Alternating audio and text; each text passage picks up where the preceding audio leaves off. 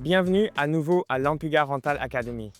Dans cette vidéo, je vais vous montrer comment nous chargeons notre télécommande et notre batterie afin que rien ne s'oppose à votre première sortie. Tout ce dont vous avez besoin est notre chargeur, notre socle de charge, notre chargeur Qi avec le câble approprié, un adaptateur 5V, la prise 220V dont nous avons besoin pour obtenir la tension appropriée sur la batterie.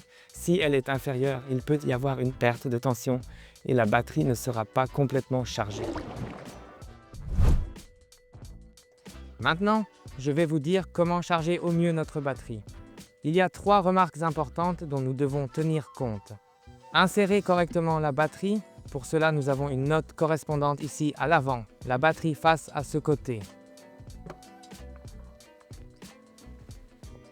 Insérez-le lentement dans le rail. Le deuxième point, allumez la batterie. Appuyez brièvement dessus. Maintenant, nous avons le signal lumineux. La batterie recherche un chargeur correspondant. Troisième point, branchez-le dans la prise. Maintenant, tout cela peut prendre environ 30 secondes jusqu'à ce que le schéma de clignotement change. Si le motif clignotant ressemble à ceci et que le bouton d'alimentation est entouré de vert, le processus de charge a commencé. Cela dure entre 19 et 120 minutes et la lumière LED indique toujours très bien la capacité de la batterie actuelle.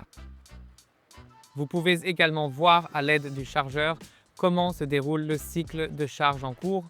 La lampe s'allume en rouge, le processus de charge n'a pas encore commencé. S'il clignote en vert, le processus de charge est.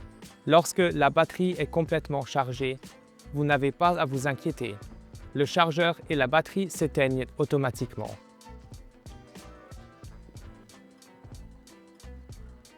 Pendant que la batterie est en charge, je vais vous expliquer comment charger nos 5 télécommandes.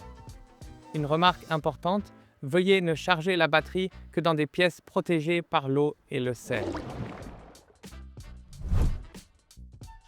Je vais maintenant vous montrer comment charger notre télécommande à l'aide de notre chargeur inductif.